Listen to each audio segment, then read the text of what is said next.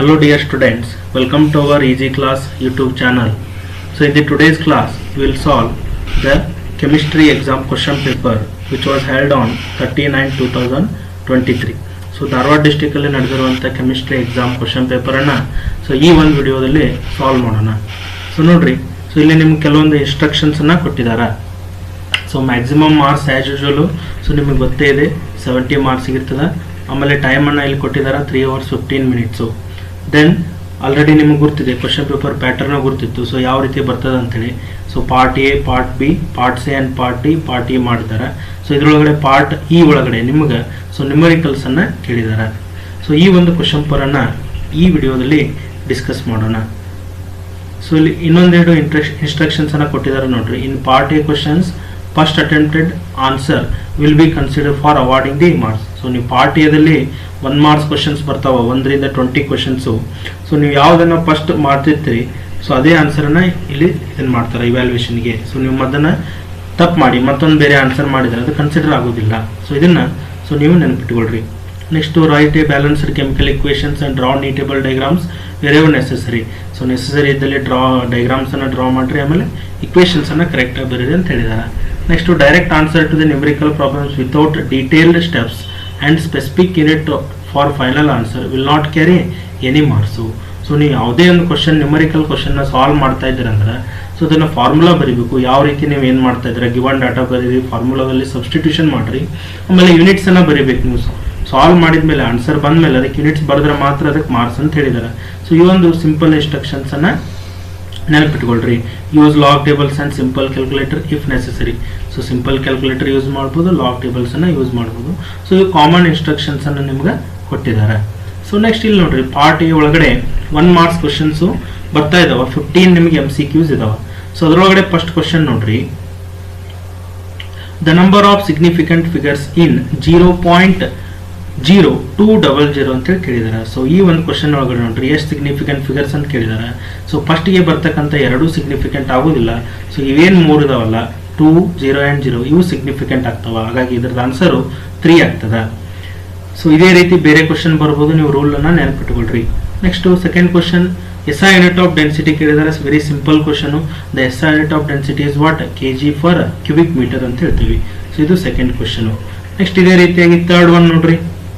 So ಇದು ಸ್ವಲ್ಪ different question ಇದೆ, ನಿಮಗೆ ಸ್ವಲ್ಪ ಟ್ರಿಕ್ಕಿ ಕ್ವಶನ್ ಕೇಳಿದ್ದಾರೆ. The number of water molecules present in a drop of water weighing 0.018 gram. So 0.018 gram water ಒಳಗಡೆ ಎಷ್ಟು ವಾಟರ್ ಮಾಲಿಕ್ಯೂಲ್ಸ್ ಇದಾವ, ಎಷ್ಟು ವಾಟರ್ ಮಾಲಿಕ್ಯೂಲ್ಸ್ ಇದಾವ ಅಂತ ಕೇಳಿದ್ದಾರೆ. ಸೊ ನಿಮ್ಗೆ ಆ್ಯಸ್ ಯೂಶುವಲ್ ಗೊತ್ತಿದೆ 1 mole ಒಳಗಡೆ ಎಷ್ಟು ಇರ್ತಾವೆ ವಾಟರ್ ಮಾಲಿಕ್ಯೂಲ್ಸು. 1 mole ಒಳಗಡೆ 6.022 × 10⁻23 ವಾಟರ್ ಮಾಲಿಕ್ಯೂಲ್ಸ್ ಇರ್ತಾವೆ. ಬಟ್ ಇಲ್ಲಿ ಎಷ್ಟು ಮೋಲ್ಸ್ ಕೊಟ್ಟಿದ್ದಾರೆ ಅನ್ನೋದ ನೀವು ಕ್ಯಾಲ್ಕುಲೇಟ್ ಮಾಡಬೇಕು. ಸೊ ನಂಬರ್ ಆಫ್ ಮೋಲ್ಸನ್ನು ಮಾಡಿರಿ. ಈ ಗಿವನ್ ಮಾಸ್ ಒಳಗಡೆ ಎಷ್ಟು ಮೋಲ್ಸ್ ಇದಾವ, ಸೊ ನಂಬರ್ ಆಫ್ ಮೋಲ್ಸನ್ನು ಕ್ಯಾಲ್ಕುಲೇಟ್ ಮಾಡಬೇಕು. ಸೊ ನಂಬರ್ ಆಫ್ ಮೋಲ್ಸ್ ಯಾವಾಗಲೂ ಯಾವ ರೀತಿ ಮಾಡ್ತೀರಿ, mass given mass divided by ಏನು ಮಾಡಬೇಕು, ಅದರದ್ದು ಮಾಲಿಕ್ಯುಲರ್ ಮಾಸ್ ಡಿವೈಡ್ ಮಾಡಬೇಕು. ಸೊ ಇಲ್ಲೇ ಗಿವನ್ ಮಾಸ್ ಎಷ್ಟು ಕೊಟ್ಟಿದ್ದಾರೆ, 0.018 ಕೊಟ್ಟಿದ್ದಾರೆ. ಸೊ ಅದಕ್ಕೆ ಮೋಲಾರ್ ಮಾಸ್ ಆಫ್ ವಾಟರ್ದು ಎಷ್ಟಾಗತ್ತೆ 18 ಡಿವೈಡ್ ಮಾಡಿರಿ. ಸೊ ಇದನ್ನು ನಿಮಗೆ ಡಿವೈಡ್ ಮಾಡಿದರೆ ಎಷ್ಟು ಮೋಲ್ಸ್ ಬರ್ತದೆ ಅಂದರೆ 0.001 ಮೋಲ್ಸ್ ಬರ್ತದೆ. ಸೊ 1 mole ಇದ್ರೆ ಇಷ್ಟು ಪಾರ್ಟಿಕಲ್ಸ್ ಇರ್ತಾವೆ. ಸೊ 0.01 ಮೋಲ್ಸ್ ಇದ್ರೆ ಎಷ್ಟು ಇರ್ತಾವೆ ಅಂದ್ರೆ ನಮಗೆ ಡಿ ಆನ್ಸರ್ ಬರ್ತದೆ 6.022 × 10⁻20 ಪಾರ್ಟಿಕಲ್ಸು. 6.022 × 10⁻20 ಮಾಲಿಕ್ಯೂಲ್ಸು ಇದ್ರೊಳಗಡೆ ಇರ್ತವೆ. ಸೊ ಈ ಥರ ಈ ಕ್ವಶನನ್ನು ಸಾಲ್ವ್ ಮಾಡ್ಕೊಳ್ರಿ. ನೆಕ್ಸ್ಟ್ ಕ್ವಶನ್ ನೋಡ್ರಿ, ವೆರಿ ಸಿಂಪಲ್ ಕ್ವಶನ್. ಏನು ಕೇಳಿದಾರೆ ನೋಡ್ರಿ, negatively charged fundamental particle or subatomic particle is.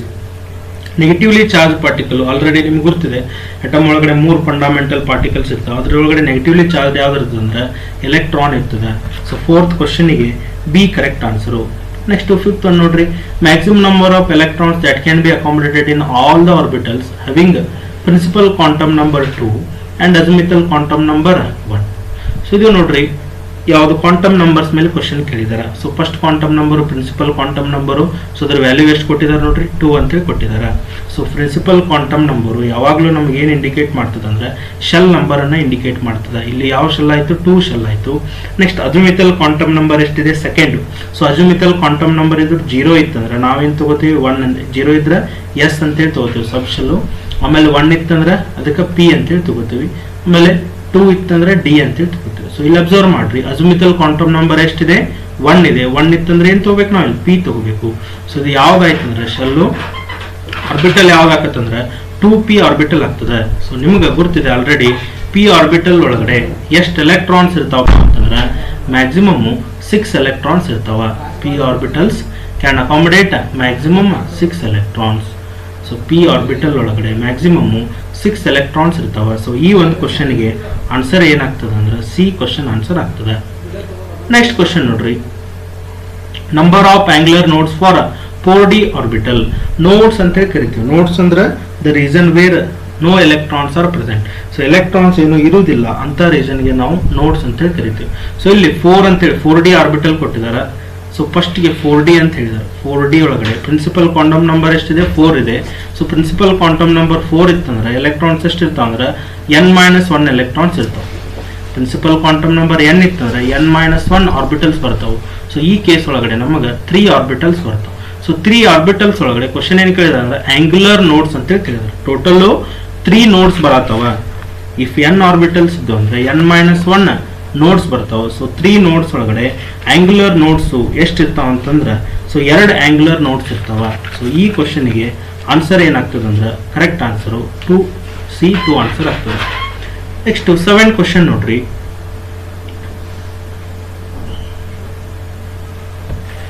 7th question ಏನು ಕೇಳಿದ ನೋಡ್ರಿ,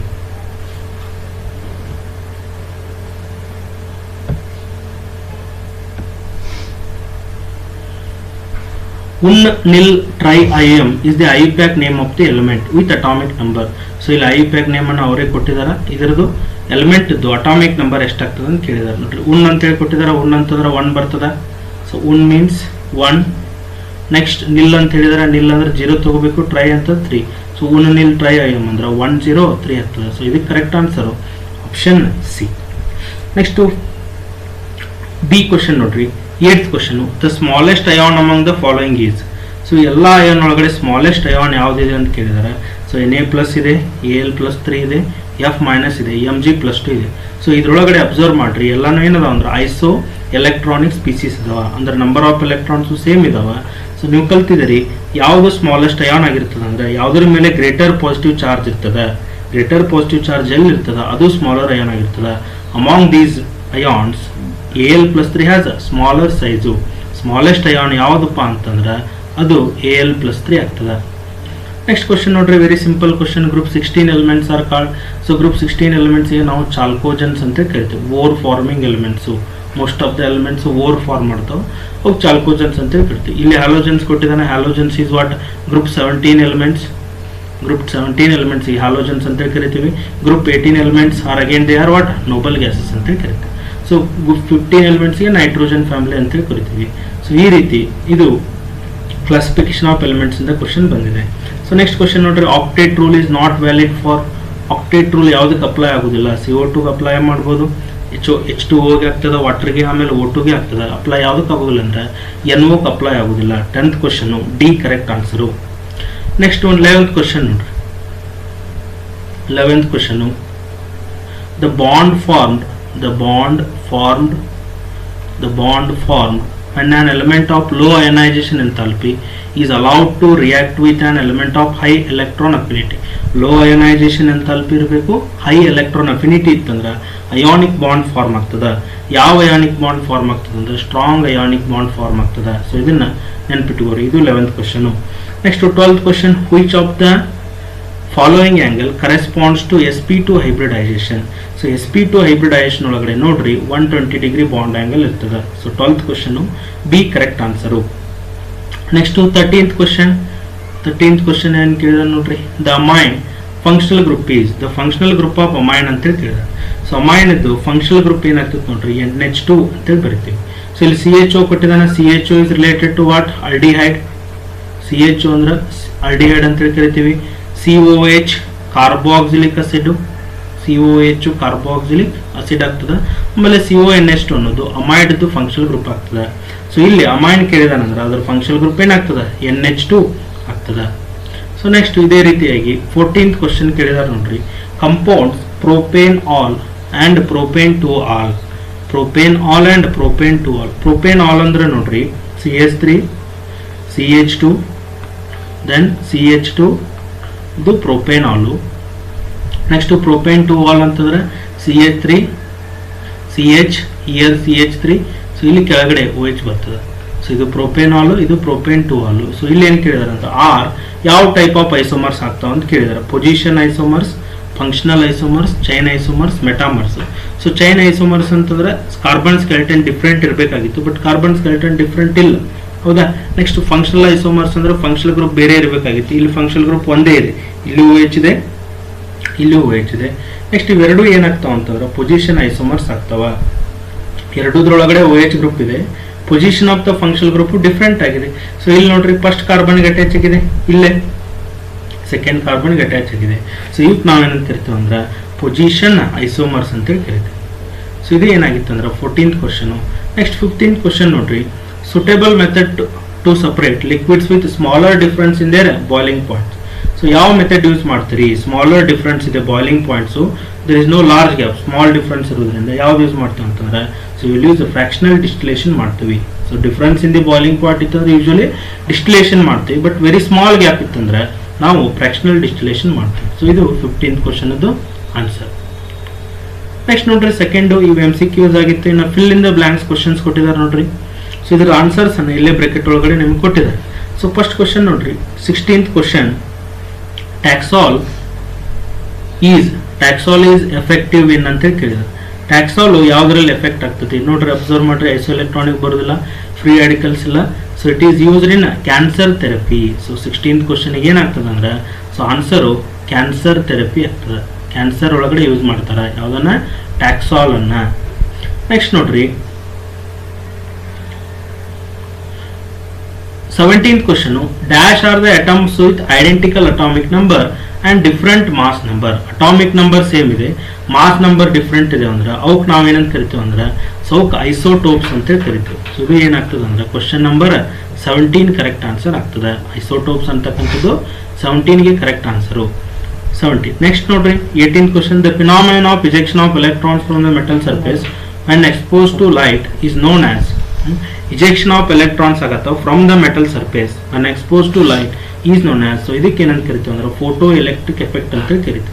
so ejection of electrons from the metal surface is called as what, photoelectric effect. So photoelectric effect ಅನ್ನೋದು 18th ಕ್ವಶನ್ಗೆ answer. Next 19th question ನೋಡ್ರಿ. Mg+2 is dash with O2 minus. So Mg+2 ಅಂತ ಹೇಳ್ಕೊಟ್ಟಿದ್ರೆ ಇಲ್ಲಿ O2 minus. So Mg+2 ಅಂದ್ರೆ Mg atomic number 12, 2 electrons ಹೊರಗಡೆ ಹೋಗಿದಾವ. So Mg ಒಳಗಡೆ ಎಷ್ಟದ, ಇಲ್ಲೂ 10 electrons ಇದಾವ, ಇಲ್ಲೂ 10 ಎಲೆಕ್ಟ್ರಾನ್ಸ್ ಇದಾವ. O2 ಮೈನಸ್ ಅಂದ್ರೆ ಸೊ O2 ಮೈನಸ್ ಅಂದ್ರೆ ಇಲ್ಲಿ 10 ಎಲೆಕ್ಟ್ರಾನ್ಸ್ ಇದಾವ. ಸೊ O ಅಂದ್ರೆ 8 ಎಲೆಕ್ಟ್ರಾನ್ಸ್ ಇರ್ತಾವ ಆಕ್ಸಿಜನ್ ಕಡೆ. ಸೊ 2 ಮೈನಸ್ ಅಂದ್ರೆ 2 ಎಲೆಕ್ಟ್ರಾನ್ಸ್ಗೆ ಏನಾಗಿದಾವ, ಟೋಟಲ್ 10 ಎಲೆಕ್ಟ್ರಾನ್ಸ್ ಇದಾವ. ಸೊ ಎರಡೂರೊಳಗಡೆ ಎಲೆಕ್ಟ್ರಾನ್ಸ್ ಸೇಮ್ ಇದಾವ ಅಂದ್ರೆ ಇದೇನಾಗ್ತದೆ ಈಗ ಐಸೋ ಎಲೆಕ್ಟ್ರಾನಿಕ್ ಆಗ್ತದೆ. ಸೊ ಇದಕ್ಕೆ ಆನ್ಸರು 19th ಕ್ವಶನ್ಗೆ ಆನ್ಸರು. 19th ಕ್ವಶನ್ಗೆ answer is isoelectronic. Next ನೋಡ್ರಿ. The homolytic cleavage of covalent bond results in the formation of homolytic cleavage of covalent bond results in the formation of. So ಯಾವಾಗಲೂ ನೆನ್ಪಿಟ್ಕೋರಿ, homolytic cleavage ಆಯ್ತಂದ್ರೆ homo means what, same. So ಒಂದು bond break ಆಯ್ತಂದ್ರೆ ಹೋಮೋಲಿಟಿಕ್ ಒಳಗಡೆ break ಆಯ್ತಂದ್ರೆ ಎರಡೂ ಏನು particles ಬರ್ತಾವೆ ಅದಕ್ಕೊಂದೊಂದು 2 ಎಲೆಕ್ಟ್ರಾನ್ಸ್ ಹೋಗ್ತಾವೆ. ಸೊ ಈ ಎಲೆಕ್ಟ್ರಾನ್ಸ್ ಇರುವಂತ ನಾವೇನಂತ ಕರಿತೀವಿ, ಪ್ರೀ ರ್ಯಾಡಿಕಲ್ಸ್ ಅಂತ ಕರಿತೀವಿ. ಸೊ ದ 20th ಕ್ವಶನ್ಗೆ ಆನ್ಸರು ಪ್ರೀ ರ್ಯಾಡಿಕಲ್ಸ್ ಆಗ್ತದೆ. ಇದು 20th ಕ್ವಶನು. ಸೊ ಇದು MCQs fill in the blank. So ಅದೇ ರೀತಿ 2 marks ಕ್ವಶನ್ಸ್ ಯಾವ ರೀತಿ ಕೇಳಿದಾರೆ ನೋಡ್ರಿ. Answer any 5 of the following, each question carries 2 marks. So each question 2 marks ಇದೆ. ಸೊ ಇಲ್ಲಿ ಏನಿದೆ ನೋಡ್ರಿ, first question what is homogeneous mixture, give an example. So homogeneous mixture ಅಂದ್ರೆ ಏನು ಬರೀರಿ, ಸೊ ಅದಕ್ಕೊಂದು ಎಕ್ಸಾಂಪಲ್ ಅನ್ನ ಕೊಟ್ರಿ. Next 22 state the law of definite proportions and who proposed it. So homogeneous mixture ಆಯಿತು. Next law of definite proportion ಬರೀರಿ and who proposed it ಅನ್ನೋದನ್ನ. So so ಈ ಸೈಂಟಿಸ್ಟ್ ಹೆಸರು ಬರೀಬೇಕು. ಸೊ ಸೈಂಟಿಸ್ಟ್ ಯಾರು ಆಗ್ತಾರೆ ಅಂದರೆ ಜೋಸೆಫ್ ಪ್ರೌಸ್ಟ್ ಅಂತ ಕರಿತೀವಿ. ಸೊ ಇದು 2 ಮಾರ್ಕ್ಸು. ನೆಕ್ಸ್ಟ್ 23 ಕ್ವಶನ್ ನೋಡ್ರಿ. an atom having atomic mass number 52. So atomic mass number ಎಷ್ಟಿದೆ 52 has a 28 ನ್ಯೂಟ್ರಾನ್ಸ್ ಅಂತ ಹೇಳಿದ್ದಾರೆ. How many protons are present in an atom? So question observe ಮಾಡ್ರಿ. ಸೊ ಇಲ್ಲಿ ಮಾಸ್ ನಂಬರ್ ಕೊಟ್ಟಿದ್ದಾರೆ. So ನಾವು ಯಾವಾಗಲೂ mass ನಂಬರ್ಗೆ ಎ ಅಂತೇಳಿ ಕರಿತೀವಿ. ಎಷ್ಟು ಕೊಟ್ಟಿದ್ದಾರೆ? ಎ ವ್ಯಾಲ್ಯೂ 52 ಕೊಟ್ಟಿದ್ದಾರೆ. Next has 28 neutrons. Number of neutrons ಎಷ್ಟಿದೆ? 28 ನ್ಯೂಟ್ರಾನ್ಸ್ ಇದೆ. ಸೊ ನಮ್ಮ ಕ್ವಶನ್ ಏನು ಕೇಳಿದಾರೆ? How many protons? Protons nothing but atomic number ಅಂತ ಹೇಳ್ತೀವಿ. ಸೊ ನಿಮ್ಗೆ ಅಟಾಮಿಕ್ ನಂಬರ್, ಸೊ ಎ ಅಂದ್ರೆ ನಿಮ್ಗೆ ಆಲ್ರೆಡಿ ಗೊತ್ತಿದೆ. ಸೊ ಎ ಅಂದ್ರೆ mass number. So mass number is equal to atomic number plus number of neutrons. So A ಇದೆ ಎಷ್ಟಿದೆ? Substitute ಮಾಡ್ರಿ, 52 ಇದೆ. ದೆನ್ ಜೆಡ್ ವ್ಯಾಲ್ಯೂ ನಿಮ್ಗೆ ಗೊತ್ತಿಲ್ಲ, as it is ED. N value ಕೊಟ್ಟಿದ್ದಾರೆ 28, ಸಬ್ಸ್ಟಿಟ್ಯೂಟ್ ಮಾಡ್ರಿ. ಸೊ ಇಲ್ಲಿಂದ ಈ ಇಕ್ವೇಶನ್ ಇಂದ ಜೆಡ್ ಕ್ಯಾಲ್ಕುಲೇಟ್ ಮಾಡಿದ್ರಿಂದ ಸೊ 52 ಒಳಗಡೆ 28 ಅನ್ನ ಮೈನಸ್ ಮಾಡ್ರಿ. ಸೊ ಮೈನಸ್ ಮಾಡಿದಾಗ ನಿಮ್ಗೆ ಜೆಡ್ ವ್ಯಾಲ್ಯೂ ಎಷ್ಟು ಬರುತ್ತೆ ಅಂದ್ರೆ 24 ಬರ್ತದೆ. ಸೊ ಇಲ್ಲಿ ನಂಬರ್ ಆಫ್ ಪ್ರೋಟಾನ್ಸ್ ಎಷ್ಟು ಆಗ್ತಾವಪ್ಪ ಅಂತಂದ್ರೆ ಈ ಒಂದು ಅಟಮ್ ಒಳಗಡೆ 24 ಪ್ರೋಟಾನ್ಸ್ ಇದಾವ. Next write its electronic configuration. So Z equal to 24 ಆಯ್ತಂದ್ರೆ ಅದಕ್ಕೆ ಕ್ರೋಮಿಯಂ ಅಂತೇಳಿ ಕರಿತೇವೆ.